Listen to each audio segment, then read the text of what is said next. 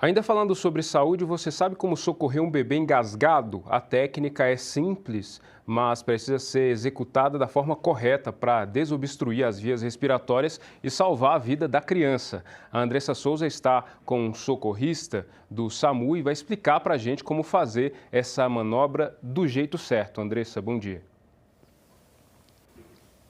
Bom dia, Mike. Bom dia para você que está aqui com a gente no Bom Dia Cidade. Isso que é muito importante, né? De acordo, então, com a Sociedade Brasileira de Pediatria, 90% dos casos de engasgo no Brasil são em crianças com menos de 5 anos.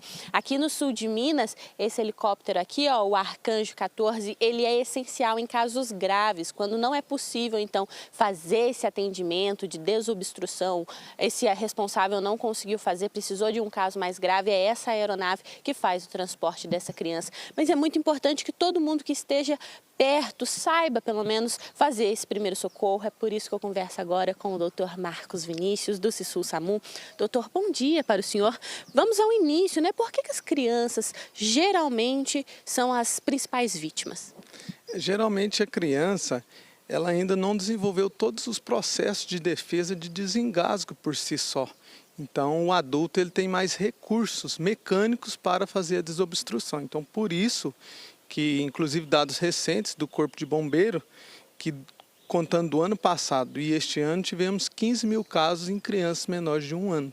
Por isso que ela é mais frequente, entendeu? Por questão de processo de defesa mesmo, de desenvolvimento de processo de defesa. E explica um pouquinho para a gente quais são os sinais, os sintomas que precisa, então, ficar atento.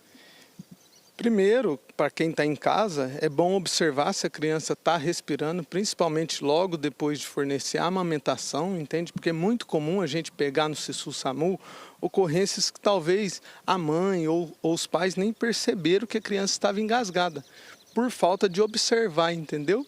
Então, os sinais é observar a respiração, a cor da pele, ver se não está ficando arroxeada, entendeu? Se a criança não está mais agitada, porque geralmente em caso de engasgo parcial a criança fica agitada, e em caso de engasgo total a criança pode vir até a inconsciência.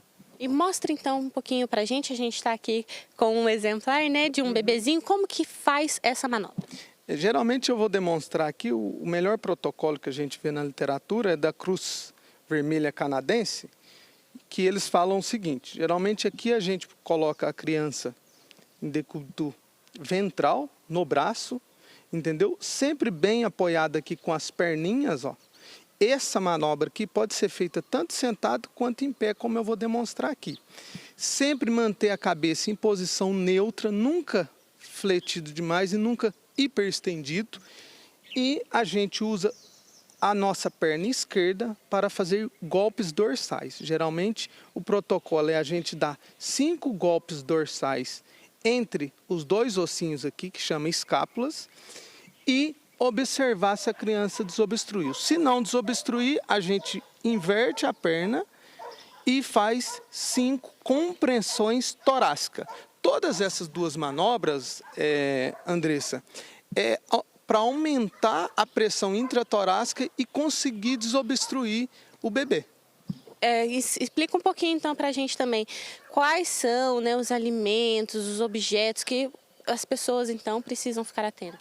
Sim, uma outra coisa que teve uma nota da Sociedade Paulista que em crianças, quando for obstrução em caso de líquido, em crianças menores de 1 ano, o protocolo deles, da Sociedade Paulista, é você pôr a criança no colo, secar a cavidade oral e observar, porque geralmente a criança por si só desobstrui, certo?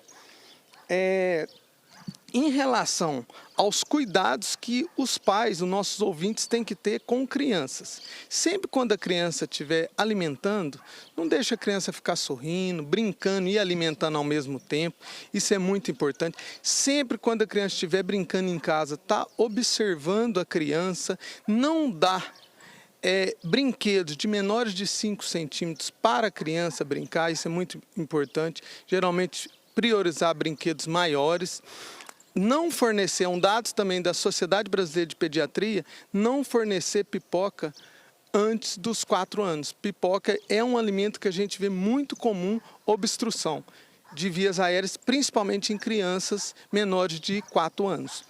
Outra coisa também, uva, sempre procurar cortar ela na diagonal.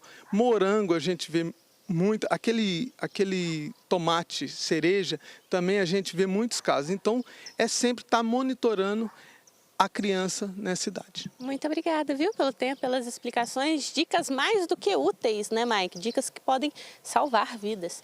Volto com você aí no estúdio. Porque qualquer um pode se deparar com uma situação assim. E olha, se quiser rever esse vídeo, Globoplay e G1 Sul de Minas, depois vai para lá. Muito obrigado, Andressa. Agradeça também ao socorrista, por favor. Bom trabalho aí para vocês.